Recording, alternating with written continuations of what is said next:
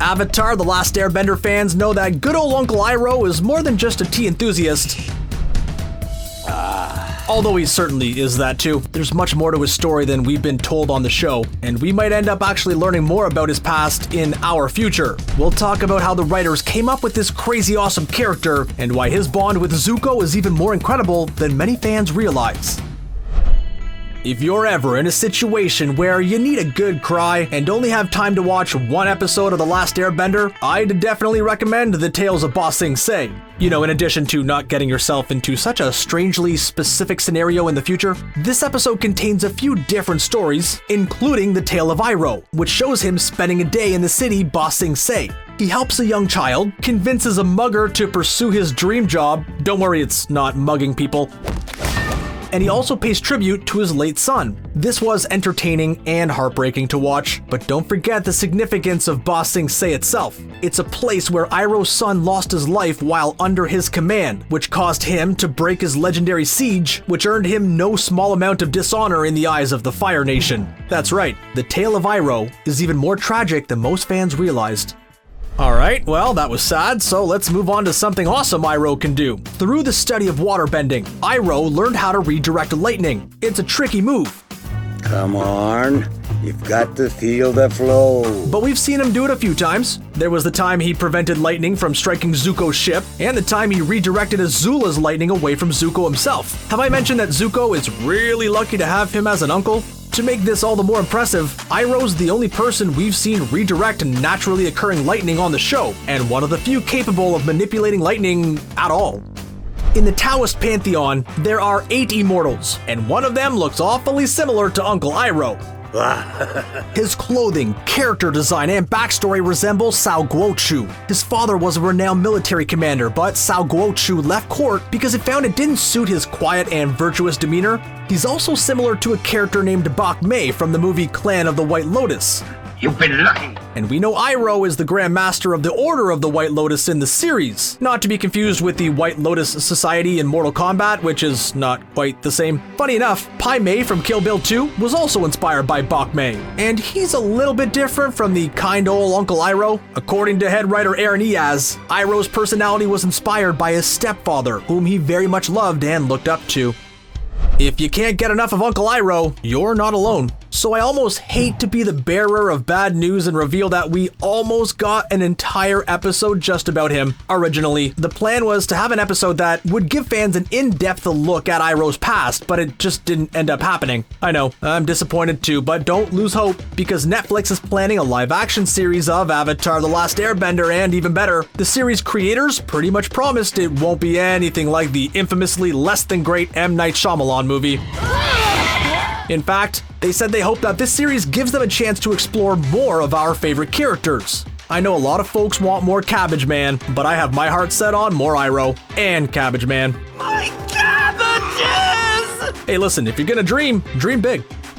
Saying humans love Iroh is a given, but even the spirits living in the world of The Last Airbender have an affinity for him. And that goes both ways, since he warned Zhao about messing with the moon spirit. Zhao, the spirits are not to be trifled with, even though he predictably didn't heed his warning. Whatever you do to that spirit, I'll unleash on you tenfold. We've seen Iroh notice the spirits of Aang and Fang flying overhead when nobody else could sense them, and being able to see these creatures outside the spirit realm is something quite extraordinary.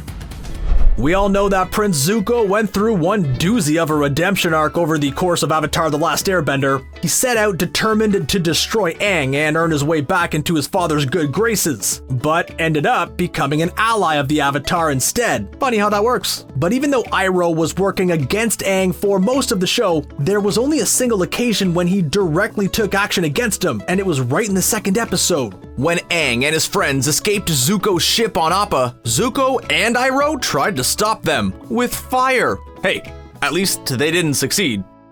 Even though Zuko doesn't start out as the nicest guy on the series, it's hard not to feel bad for him considering his father and sister. Of course, we know how lucky he was to have his Uncle Iroh in his life, but what you might not know is that he very nearly wasn't. Iroh was always going to be his uncle, but originally, he was going to be a much more strict, no-nonsense kind of guy, like what we saw in the episode Zuko Alone, when we saw a glimpse of Iroh while his son was still alive.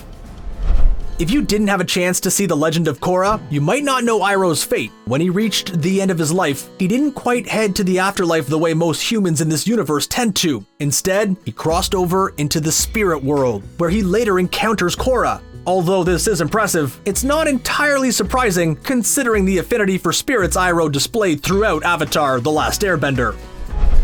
During the Tale of Iroh, you might have noticed an image which simply read "in honor of Mako." Although there was no explanation given on the show, this was a tribute to legendary voice actor Mako Iwamatsu, who was more commonly known as just Mako. Some of his other credits include Aku from Samurai Jack and Master Splinter in the TMNT movie. You will listen now. Sadly, he passed away during Book 2, and voice actor Greg Baldwin took over as Iroh for the remainder of the season, Book 3, and The Legend of Korra. Baldwin acknowledged that he could never be Mako, but did his best to voice Iroh in a way familiar to fans. Despite the fact that he was Mako's understudy, the two of them never actually met in person. Although he took over and started voicing both Iroh and Aku, there's one thing Baldwin refuses to do, and that is sing Leaves from the Vine from The Tale of Iroh. Now, if you'll excuse me, I seem to be allergic to facts about Iroh. Listen, I know The Last Airbender live-action movie wasn't the best, to put it mildly, but let's take a moment to appreciate the fact that even in what is definitely not M. Night Shyamalan's finest cinematic achievement, Iroh is one of the best parts. And if not the best, then at least one of the few parts that made sense. Along with the many fan complaints regarding this movie is the fact that firebenders can't conjure fire, they can only bend existing flames with the exception of Iroh, who can generate fire using his chi. The story of Avatar Aang started out a long time ago, before he ended up frozen in ice for 100 years. But let's not forget an important part of Iroh's backstory, which isn't emphasized on the show. We know Iroh is Zuko's uncle, and used to have a son of his own, but he was also supposed to be the Lord of the Fire Nation at one point. Yes, he spent all of his time, energy, and effort trying to help Zuko get back to his father's good graces, when his father was the person who basically usurped the throne from him in the first place. As the eldest son of Fire Lord Azulon, the Fire Nation was Iroh's birthright. When he abandoned the siege at Ba Sing Se, Ozai asked their father to make him the heir to the throne instead, pointing out that Iroh no longer has a son to continue their royal line. Wow. For a firebender, that's cold as ice. It's a sad backstory, but it also makes Iroh's love and dedication to Zuko all the more impressive. I don't think there's anything Iroh loves more than Zuko, except maybe tea. The secret ingredient is love.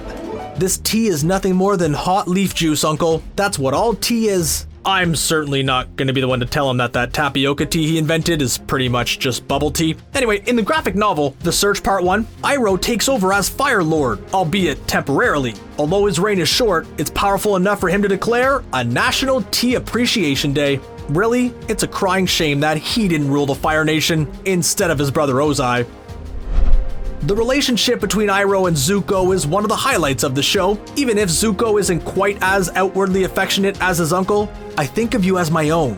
We know he had a son of his own named Lu Ten, but all things considered, we really don't know much about Iroh's past. My beloved Lu Ten. Even the creators of Avatar: The Last Airbender admit that the more we learn about Iroh's past, the more questions linger. Most fans assume losing Lu Ten was the reason for Iroh's personality change and the warmth that he displays towards his nephew.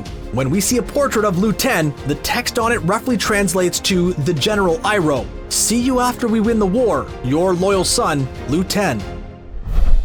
Ozai's plan to skip ahead in the line of succession was morally reprehensible, but that doesn't mean it wasn't effective. Well, kind of. See, Fire Lord Azulon also thought Ozai's request was horrible and decided it deserved an even worse punishment. He demanded Ozai level the playing field by eliminating his son Zuko. Dad's going to kill you. Ozai, the hot-blooded, cold-hearted jerk, was totally fine with it. And the only reason Zuko's alive is because his mother Ursa helped her husband make a poison to take out Azulon. Did I mention Iroh's family is terrible? Because they're really the worst, with a few notable exceptions.